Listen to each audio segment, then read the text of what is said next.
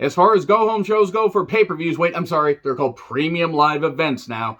It certainly happened. I'm John Renton with my review of WWE Raw from Toledo, Ohio. I apologize for this review being delayed by a number of hours, but I've had to cover the closing shift for the last number of days at my work. But next week, it goes back to normal. Going to be doing the live tweeting full of piss and vinegar, and at first, I was just filled with vinegar. You're welcome for that visual. Let me know your thoughts on this show in the comments, please. And yes, it is the go-home Raw for the Royal Rumble. Ha ha ha. Boy, I certainly hope that the Rumble turns out to be pretty goddamn good overall. I will be doing my predictions at some point after this video goes up. Now, I don't know if it's because I watched it on delay or I was in a better mood or whatever, but certain aspects of the show actually weren't that bad. Some of it was samey, there were a few things I didn't like, but overall, this is one of the more breezy editions of Raw, even with a couple things that I didn't like, and even with an ending segment that have no fucking business ending the goddamn show. But anyway, let's start with some positives. So we have Adam Pearce and Corey Graves. Boy, he really does look like a discount CM Punk, doesn't he? They were moderating the weigh-in. Lashley and MVP come out first. This is a comically large scale in the ring. Like, seriously, it was almost like to weigh fucking cattle for whatever reason. I don't understand it. I know they're big, beefy guys, but still. Heyman introduces Bork to a pop, and it's Borkback Mountain. Seriously, he had the goddamn cowboy hat on, everything. It was absolutely great. He's a Borkback Mountain of a man. And Gray says, hey, Bork, or actually says Brock, but I can't help but say Bork. I don't think that's appropriate gear for weigh-in. Mr. Graves, would you like me to get naked? Bork is really having a whole lot of fun, but about $12 million reportedly a year will fucking do that. Lashley is 273. MVP pumps him up. Bottled up lightning, very, very frightening. See, Galileo. So, Bork is 286. How much of that was his clothes? Who knows? Lashley says, mark my words, sir, this will be the shortest title reign of your career. I hope so, but I doubt it. Bork does the whole Bobby Who thing, and that's it. I don't know what the hell Byron was wearing either. It was a very, very, weird checkered sports coat and very, very loud shirt.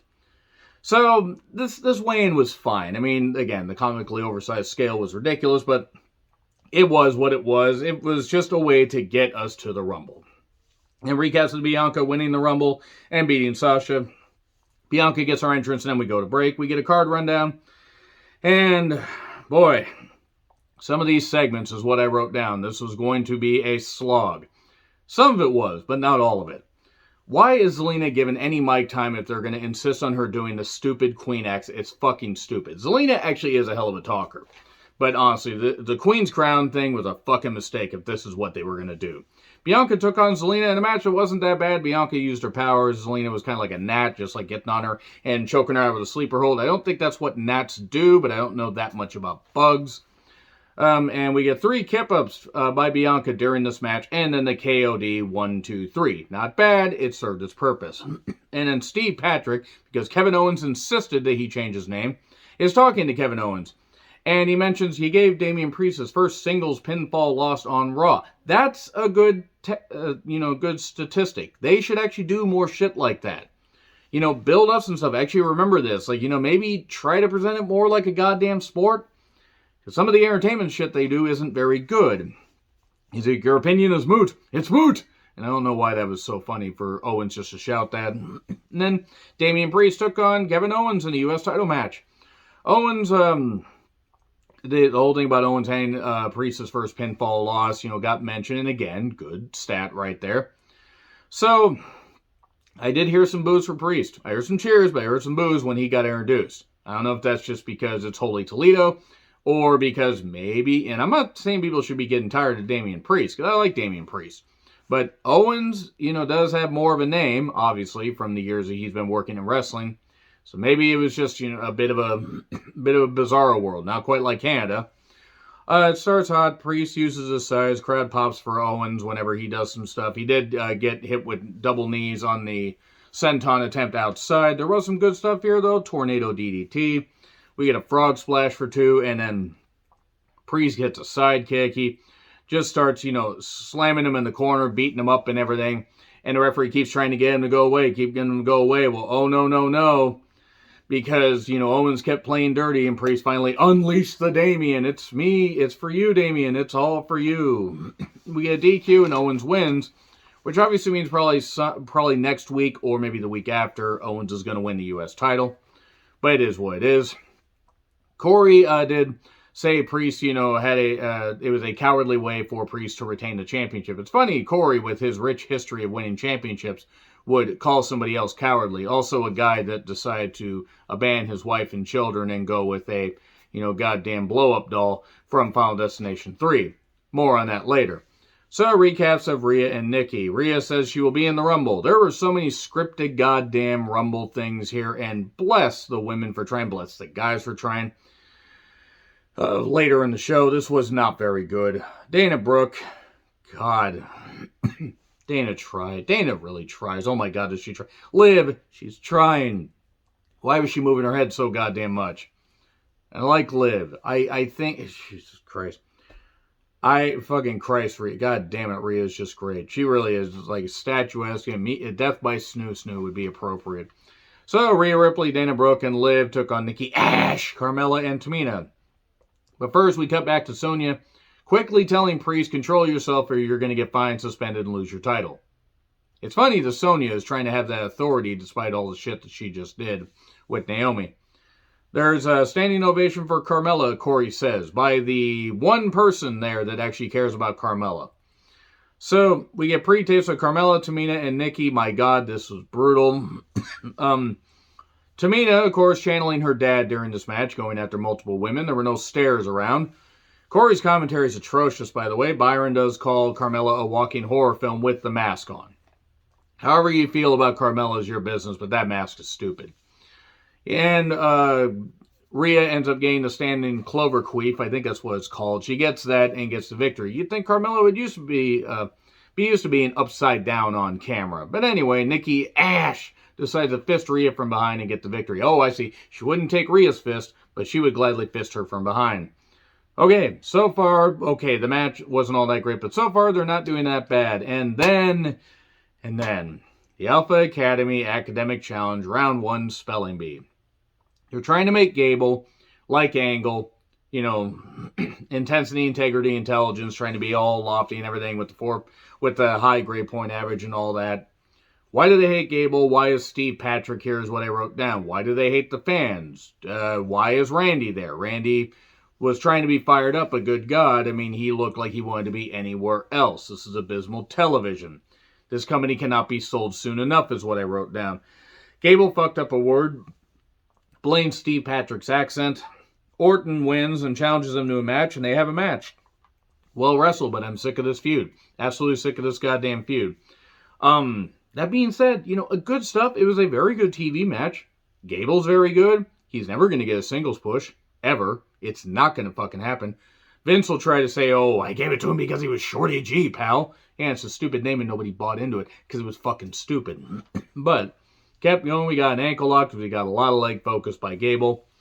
And at one point, Riddle hit Otis with his scooter. Okay. Then we get an RKO for 3. And Riddle says, hey, why don't we have a scooter race next week? Well, I know what segment's going to fucking suck ass next week. This is not entertainment. This cannot even be entertaining to children. This is fucking stupid. The match was good, but a scooter race, seriously. World's Hottest Tour plug, Bad Bunny's going to be part of it. You know what? I hate crow about Bad Bunny being involved in WWE, and he did pretty damn good at WrestleMania. So, I almost said WrestleMania this year, and because my mind is still in last year, because the last couple of years have kind of dragged on forever and a day, that's never. Alexa Therapy, go to Hollywood, you stupid twat. That's all I gotta say about this. Not that she's necessarily stupid. This character's stupid. I hate it. I don't want it anymore. I'm tired of Alexa Bliss. This Theory Vince stuff will not end. Theory asked about getting a late number. Vince, you think I have any influence over that? Why would you ask that? Why would you do that? Why would you do any of that? And then, you better bring back a really good selfie. You think Vince knows what the fuck a selfie is? Do you really think that Vince does?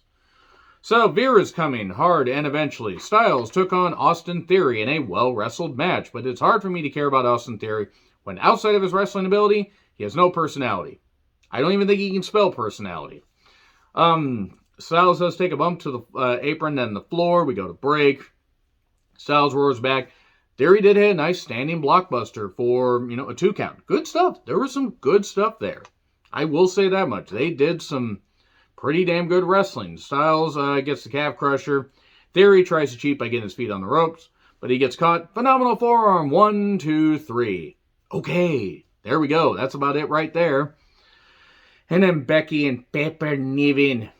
Desperate. I'm sorry, but just god damn it. I hope this is going to be good. But these split screen things, it doesn't matter if AEW does it on Rampage, or I was there for when Nikki and Natty, Nikki Bella, that is, the worst Nikki that was in wrestling, did their split screen thing, building up their feud. That was back in 2017? I think it was 2017. And it was bad then. And why did Becky skin a chandelier to make her outfit is what I was wondering. I don't know who the heel here is. At one point, Becky tells her to know her place. Oh, I see. Okay, it's all right when Becky tells a woman to know her place. But when I say... I'm kidding. I would never actually do that. Anytime I've ever said that to any of my friends that are girls or whatever, guess what? Not only is it said as a joke, but they could slap me repeatedly if they wanted to. I might even like that. Moving hastily on from this image that I just gave myself, let's talk about this segment not being very good. After she told Pepper to know her place, Pepper got upset and decided to attack her because she was seemingly in the next room, or 10 feet to the right. Hard to tell. And referees are doing the pull apart thing and da-da-da-da. So then Sarah talks to the Mysterios, but can they get along? Ray's like, you were kidding about dumping me over the top rope, weren't you? Ray, you just did it to your son last week. It's not the worst thing a wrestler did to their son, but still, Ray, you kind of, lied to your kid. Profits versus Mysterios, minority on minority violence in Toledo news at 10. Flippy shit and stuff and things. And Dominic getting beat up. Yay. I don't hate him, folks. And more flippy shit. Boo, because flippy shit. Flippy shit, flippy shit. And was it bad? No. Ray got a victory roll, the most devastating maneuver in all professional wrestling. Surprise roll up 1, 2, 3. And then we get over the top rope action. Oh no, that's how you win the Rumble. That's how you win the Rumble. And then Dolphin Rude decide to show up for no goddamn reason. And then they get tossed out. They're also in the Rumble. I was going to say something else, but I was like, no. Okay, let's just have the brain pause right there. Balor's not in the Rumble. Finn Balor is not in the Rumble. If Finn Balor is not leaving the company soon, I don't know what the fuck they're doing. Steve Patrick is all over this goddamn place. I don't really understand. Steve Patrick must, have must have dirt on somebody. He must be ready to air some dirty laundry. Now the song's stuck in my head and it's stuck in your head too. He interviews Rollins about the Rumble and about showing up on SmackDown this Friday. By the way, 24 hours before the Rumble. The one time of the year where the superstars of Raw and SmackDown go head to head. Except if you ignore Survivor Series. And the brand-to-brand invitational to establish brand white supremacy. I think that's how that goes. So, Rumble card rundown. Maurice's birthday celebration.